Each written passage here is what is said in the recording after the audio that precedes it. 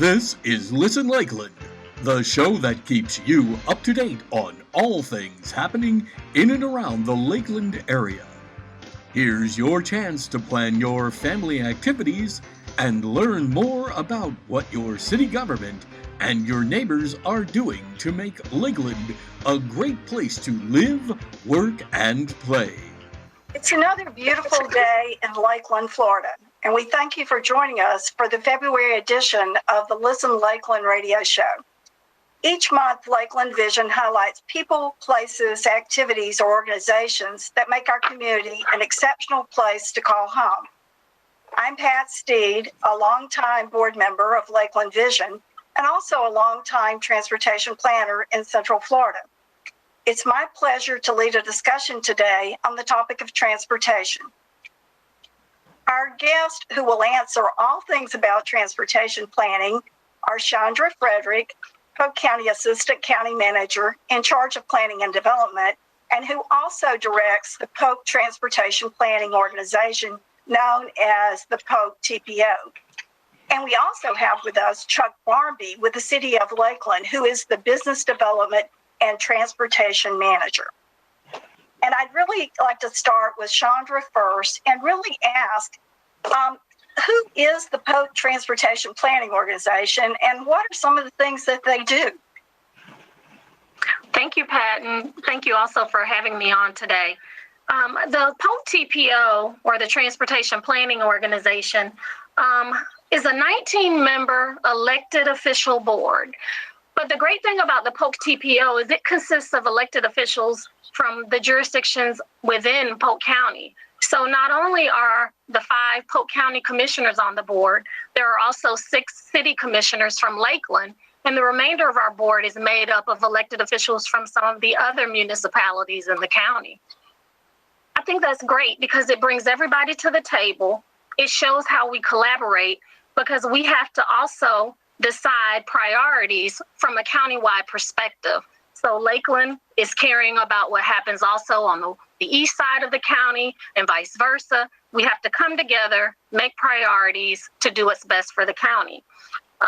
The TPO staff works with the Florida Department of Transportation and these cities to develop a list of projects that will enhance the transportation opportunities for all of Polk County's residents, and that's really important. We look at all types of modes, by the way. We look at road capacity.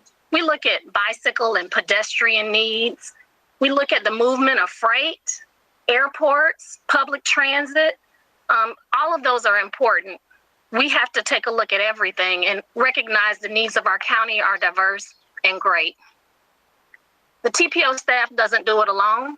When we take proposals to the Polk TPO board for them to make very important decisions, it starts with some of the most qualified technical staff that the county has, and that is city engineers, city planners, and that includes people like Chuck, who's a guest on here today. So I work with Chuck on an everyday basis as it relates to planning for the county. Chuck's expertise, as well as the other members of the TAC, make everything possible.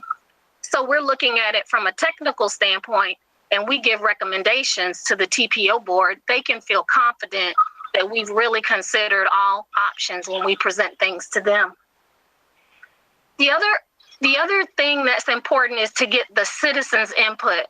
And the TPO has a transportation advisor network, and I'm really excited about this because this is a 400-member citizen-strong group. They're everyday people. Me, you, our moms, dads, people who are interested in transportation in Polk County, they have an opportunity to share their thoughts. We survey them about their roads in their communities, what works, what doesn't, what transit needs they need. We ask them questions and we get the answer from the people who actually use the transportation system. It's fabulous. So, Pat, the TPO board of elected officials is important, but they have a whole lot of people, citizens, technical staff, working behind the scenes to present them the most incredible research and thoughtfulness as it relates to the transportation system. The last thing I'll say, Pat, and I'm sure you're like, she's going on and on. But the Polk TPO has products that they develop. We may not be the ones out there building the roads, but we develop the plans and the planning initiatives that help a lot of people like Chuck and his staff or the county's roads and drainage staff make some really important decisions about which projects to pursue. And there are two plans that I want to just highlight today, and that's our long-range transportation plan. That takes a look at a 25-year horizon of transportation needs for the county. And the other narrows down that to a 5-year window, and it's our Transportation Improvement Program, also known as our TIP. So we're looking just beyond today and far beyond today, because our transportation needs will never get solved if we don't take a projected look. Great, Shonda. That was a fabulous summary of so many things that I know you could talk for hours on it, because it's really a very thorough process that involves so many different things. But I wanted to take the opportunity, Chuck, to really ask you about, Chandra mentioned that the Lakeland commissioners were part of the board of the Polk TPO, that you are a member of the Technical Advisory Committee, known as the TAC, and really want to ask you, what is your role in that committee? Well, good afternoon, Chandra. I appreciate the opportunity to talk about this issue. And really, from a city standpoint, our role in the Technical Advisory Committee is to help provide, kind of give a little bit of local knowledge and kind of inside local information that will help in the development of the countywide long-range and short-range transportation plans that Chandra had mentioned. For us, we've got a lot of significant growth that's going on in the area around the airport in Southwest Lakeland, in the Florida Poly and State Road 33 corridor in Northeast Lakeland. And so it's really important for us to be able to make sure that we provide the TPO staff and really the other committee and board members with data about our growth projections. How many people do we expect to move into these areas? What are our future employment counts going to look like? And really, what are we hearing from our constituents and our elected officials in our communities? There's some things that may be occurring at a very localized level, say in the downtown area of Lakeland, that others around the county may not be aware of, and we can bring that information to the table. That really does, I think it helps us tremendously in being able to develop a plan that truly addresses the countywide needs. And it also, in my opinion, helps give our elected officials a greater comfort level that their technical staff have reviewed, vetted, and ultimately recommend approval of these very large transportation plans that really impact how billions of dollars can be spent over the next 5, 10, 20 years in our community.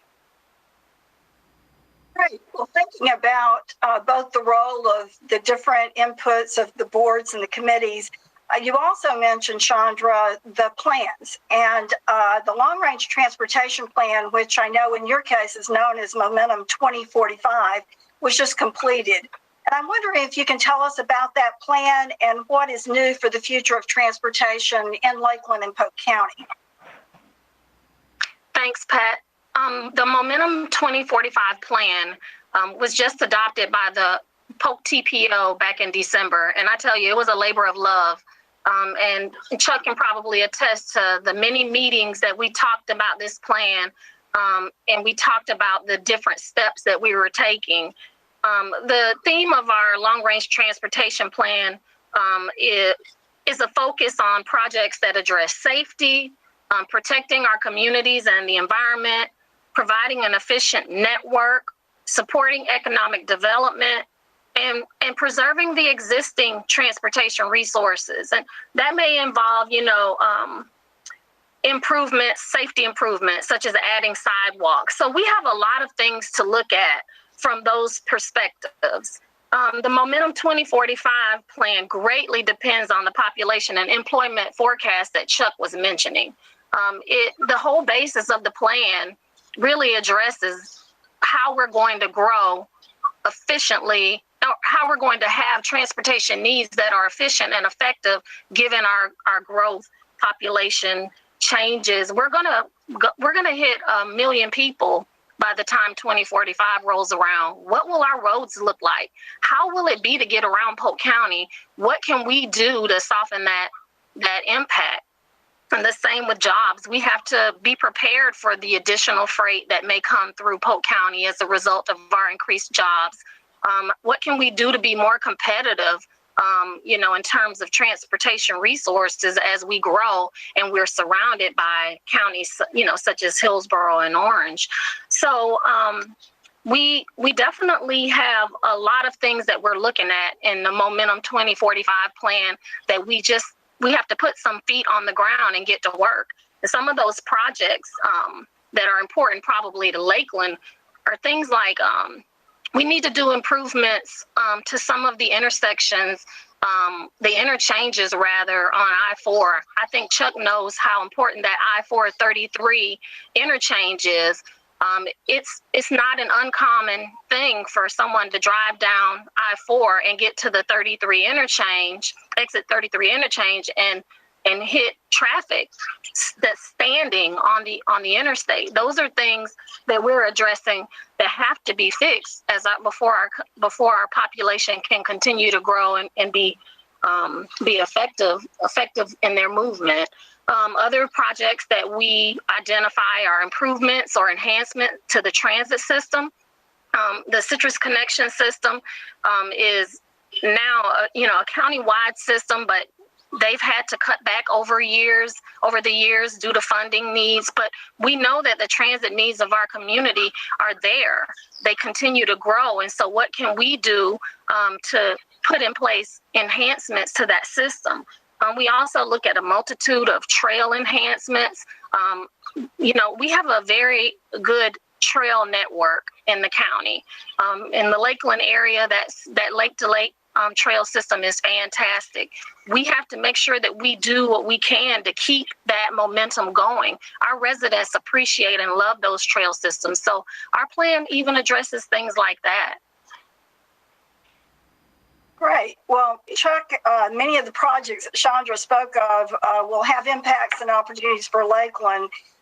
Maybe you can tell us what you think those will be and your insight into the Momentum 2045 plan.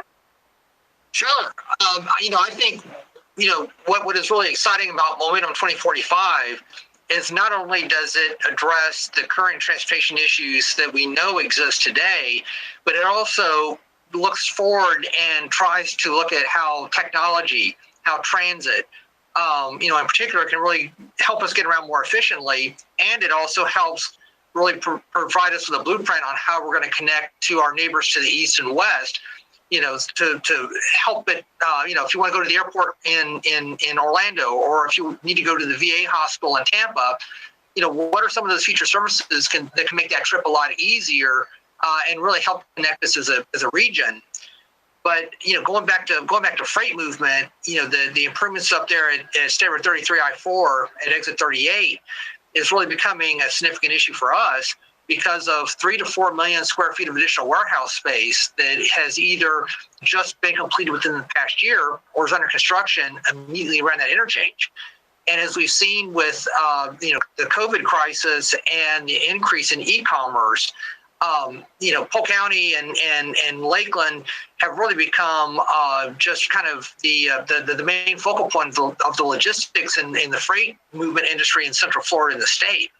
And so that's where, being nimble enough to address these changes and trends and getting the investments in place to take advantage of the opportunities in employment are really key. And the 2045 plan really helps us be able to do that. And so the focus on the trail system, as Lakeland tries to connect up with the Van Fleet Trail to the north and what's the connectivity that's being made to the Fort Fraser to the south, all those investments aren't going to be made. That trail system is not going to be developed overnight. And so it's going to take over a period of 20 years, bits and pieces of that system, with individual investments being made over time, to make those connections a reality. And so the 2045 plan gives us an idea, gives the public and the community an idea of what the future holds for us in getting around our community, but also kind of lays the groundwork so that the public really understands and kind of has an expectation how that system is going to be built. And so that's what it really is a great guide. It's a great tool. It's a great blueprint on how we want our communities to grow over the next 25 years. Great. Well, I would like for you to put on your visioning glasses for just a moment. And I'm wondering if you could tell us what you each think will be our greatest change in the way that we travel in 2045 and beyond. Chandra?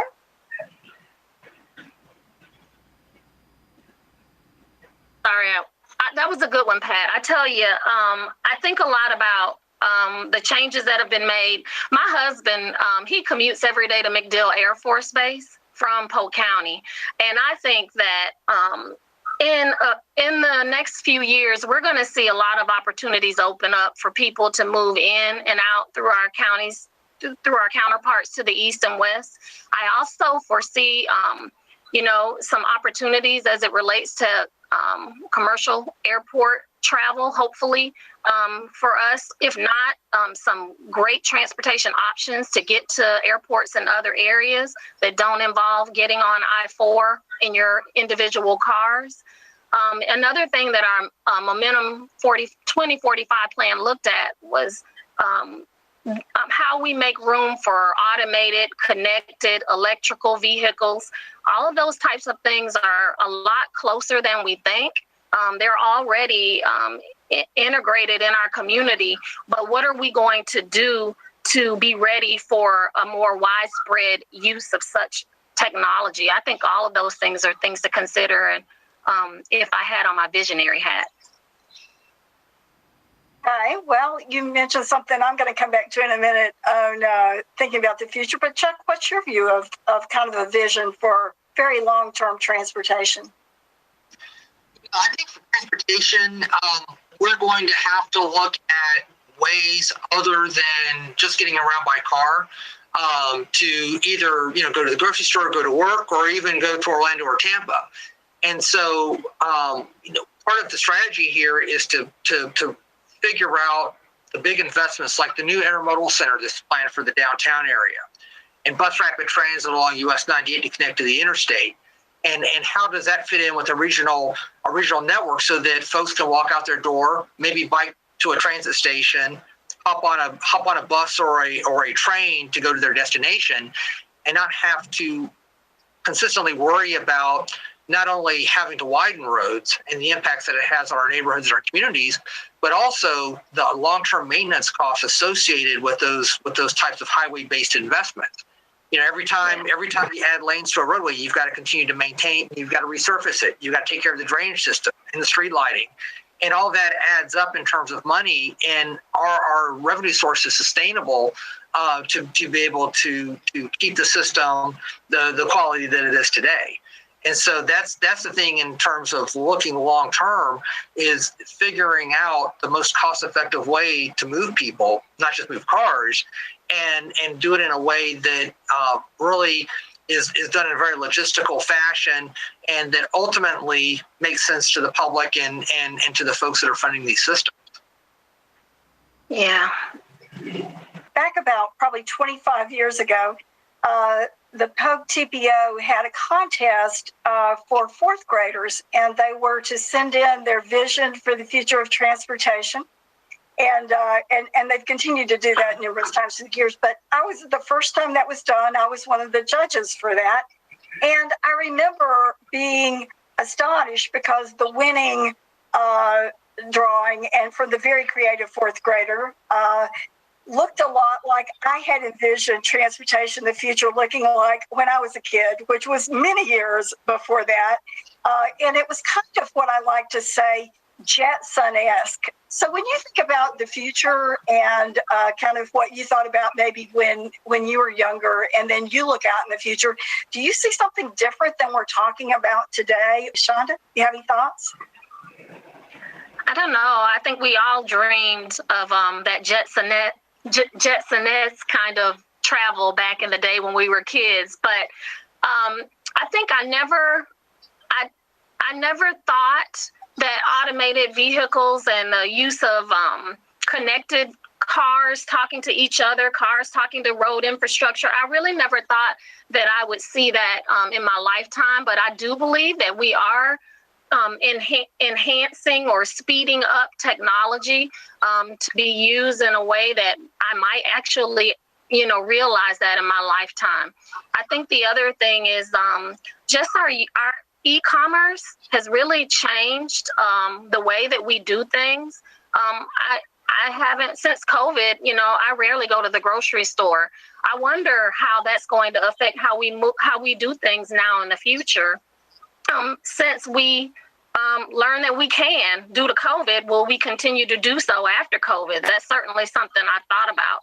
And the other thing is, are we going to see more automated delivery? I've been hearing about that, and I think that it's certainly something that has become something to really think about with the Amazons and the other types of e-commerce types of organizations that are out there. Really good point. What about your thoughts about that, Chuck? I'm really excited. What's really interesting about automated vehicles is that, as our population continues to age, it gives us another option where we're not having to ask our parents or grandparents to give us the keys, and have them give up a sense of independence and their connections to the community. And so automated vehicles and kind of what that offers, I think, gives us the ability to stay in our homes a lot longer, be connected to our neighbors in our neighborhood, and really increase our quality of life. And so I think that's as our nation ages, it really is something that's going to have to come to the forefront of transportation policy and how we invest. That, and I always look to my 5-year-old son on ideas of things that maybe he's thinking of that I need to broaden my horizons a little bit, and so just things with just it's amazing how he looks at trucks and freight, and if we sit at the traffic signal for too long, and he usually complains about why are we waiting, and so I think that looking to see what the younger, what the kids of today are coming up with and what they're thinking, there's a lot of great talent and a lot of great ideas out there that I think are really going to shape the way, as I get to the point where I'm not able to, my wife and I aren't able to drive anymore. I think those ideas that we're hearing today are really going to help give us a lot of options going forward. I mean, for me, it's just the unknown. There's a lot that may be coming up that, a lot of excitement of what's the next trend, what's the next real breakthrough in transportation that we're going to be able to take advantage of. It's going to transform how our communities grow. And I think, a year and a half ago, the prospect of a global pandemic that would change a lot of our work habits, our travel habits, and how we buy goods and services, would have been seen as a huge leap. And so I think with that, it kind of, at least in my mind, it's kind of shocked me into saying, really anything is possible and we need to be ready for it. I just want to really kind of look at one other thing that's going on that I've been involved in that I wanted to mention. In my role as Executive Director of the Central Florida Regional Planning Council, during 2019 and 2020, I had the honor of serving on the Southwest to Central Florida Connector Task Force for the multiple corridors of rural economic significance. And yes, we have alphabet for that as well. It's known as MCORS, MCORES. And this potential corridor would connect Collier County to Polk County.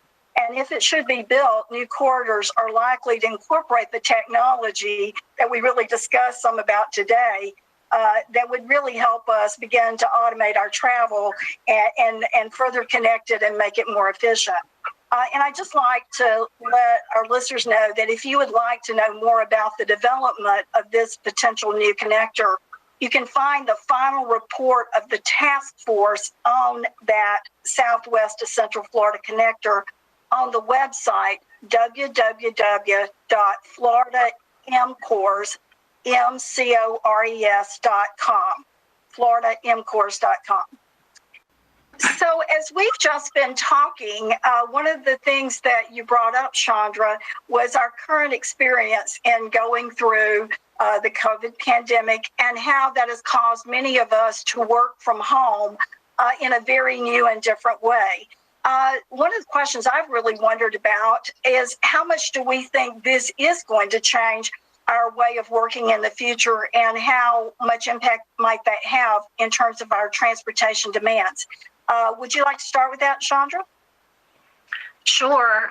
I think anecdotally, we've all thought, well, we can do this, but I've actually heard a lot of my friends say that their organizations have decided that they've done very well working remotely, and perhaps they may even close their brick and mortar operations or go to a smaller facility. I think what's important is, Polk County is huge, and the fact that 3 or 4 people want to get together one afternoon for a meeting, and you've got somebody coming from Haines City, and you've got somebody coming from Lakeland, and you've got somebody coming from Frostproof, that's a lot of traveling for a 1-hour meeting. So the opportunities just are amazing. We've learned so much during this pandemic about how we can communicate and how we can transact without even stepping in our cars. So, to answer your question, do I think it's going to last? I definitely think we're going to see some long-term changes in behavior as a result of what we learn. But I think that we'll always have those organizations or those businesses that operate the way they used to operate, because it's what's familiar, it's what's comfortable to a lot of people. So what do you think about that, Chuck? I know personally, just having GoToMeeting or Teams or Zoom available has probably freed up about 3 hours in my schedule a week. And I'm not having to drive to Bartow or drive to Tampa or other locations. And so, it's really, I think, probably maybe more productive on one aspect. I think you do tend to lose that personal contact, in some respect as well. Even if it's just going out and seeing a different location or a different site or a different venue for a meeting, you really get to learn more about a community the more you're able to travel around it. So, I think that for day-to-day meetings, I think this type of format is going to be something that will probably stay around for a while. But as Chandra said, there is going to be a demand for, to still have more of those person-to-person get-togethers, whether, and certainly I think the other thing too is just our ability to have elected officials conduct business in person versus a Zoom format. There's a lot that has to happen, to be able to make that a practice. And so I think that even just from how public meetings are held, there's still going to have to be that in-person, type gathering. But I think for day-to-day meetings, it's going to make office, I think the office industry, it's going to be interesting to see how that transforms and is how it's going to be able to adapt. I think for the workers themselves, they're going to find to some degree some greater efficiencies they maybe haven't seen in the past. The big challenge is going to be trying to predict what it's going to do in terms of demand on our road system, our transit systems, and those types of modes. But it's definitely a change, at least in the next couple of years anyway. Well, I certainly think that our point here ties back with all our other points, that technology is making a difference in what we're doing today. Technology is going to make a difference in what we do tomorrow. And again, thank you. I'd like to thank our guest again, Chandra Frederick of the Polk Transportation Planning Organization and Chuck Barmby of the City of Lakeland. We appreciate your insights on the future of transportation in the Lakeland community. We invite everyone to visit our website at lakelandvision.org to follow our community's vision, not just concerning transportation, but concerning all other aspects of our community. Listen Lakeland is brought to you as a collaborative project between Lakeland Vision, the City of Lakeland, and Hall Communications. Thank you so much for tuning in, and we'll see you next time.